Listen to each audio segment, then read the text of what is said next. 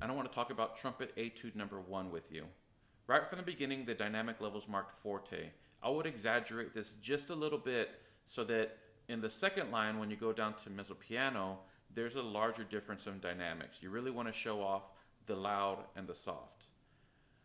Watch the 16th note double tonguing measures. Use a tucka-tucka attack to really separate those notes and have them crystal clear and defined. I would say they need to be a little more articulate than the staccato notes that are before and after.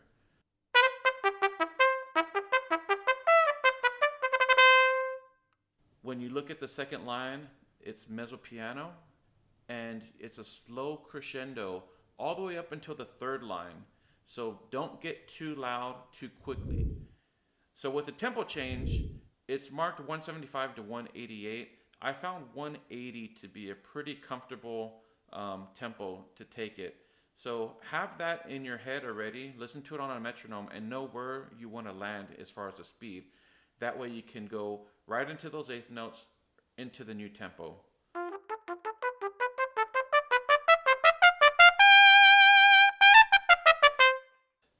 So the way I see this etude, you have an intro which is one tempo, right? I usually take that one around 160 beats per minute. You can approach the first part of this etude as kind of like a warm-up. This is just going to get you set up for the difficult stuff that's at the end. So don't go too crazy at the beginning. This is just to let you kind of get your feel into the etude, ease into it, and then when the tempo changes on the fourth line, you're giving it your all, and at this point there's no slowing down. So the second section I think of is from the tempo change up to the all-state cut. This section is not too technically demanding. Take it slow at first until you get all the notes, and watch those triplets right before the all-state cut. You have the triplets, and you want to make sure that those are all even. Let me demonstrate that.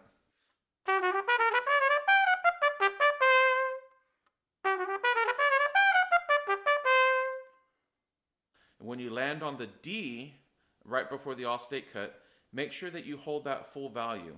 You don't want to go ba-dum-bum-bum-bum-bum-bum and cut it short. Give it a full 2 beats. Let's talk about the all-state cut. This is the most technically challenging part of the etude, and it's at the end of the song, which means that your endurance might start to get to you just a little bit. It's pretty tiring to play the entire etude all the way through. So if you're getting to this part, make sure that you've saved enough gas in the tank to get you all the way to the end. So we start off with some basic double tonguing, arpeggio stuff, some more triplets. Make sure the same thing, that those are all even. You have some slurs that are going to be kind of challenging. You have G to B, E to G, C sharp to E.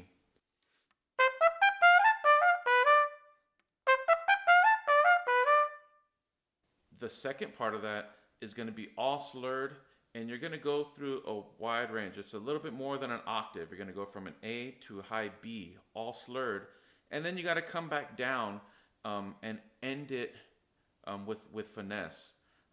This is probably, to me, the most challenging part of the etude.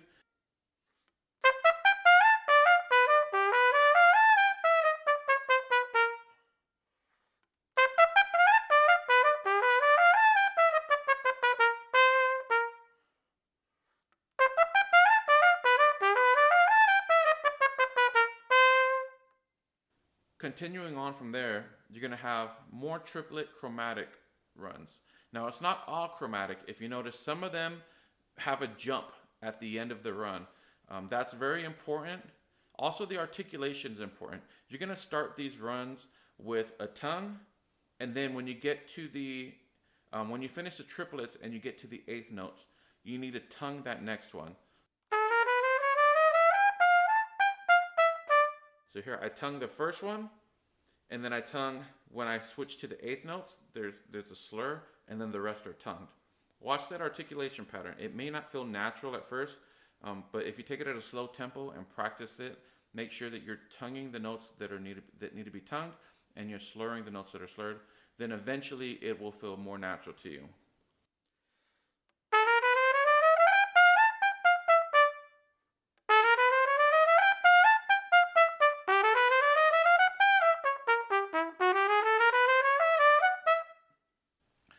They're kind of tricky. I want to say that the hardest one is going to be the very last one. The very last two notes of the second to last line, you're going to see it's a D sharp and an F sharp.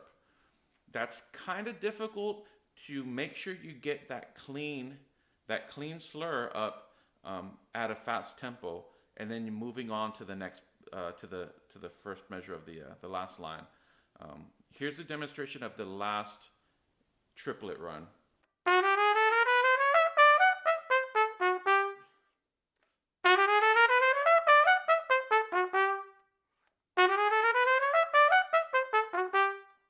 So let's talk about the last line of Etude number 1. If you look at the second measure of the last line, let's go to the A, the high A, right above the staff. Then after that, you're going to have some eighth notes that's going to give you some intervals, and they're going to be tricky.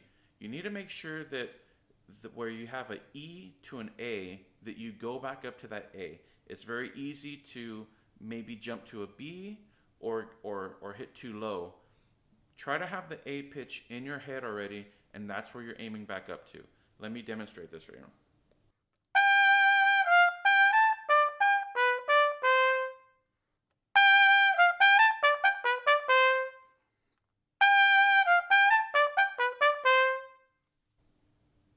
All right, well, that's a brief overview of Etude number 1 and some things to watch out for when you're approaching this etude.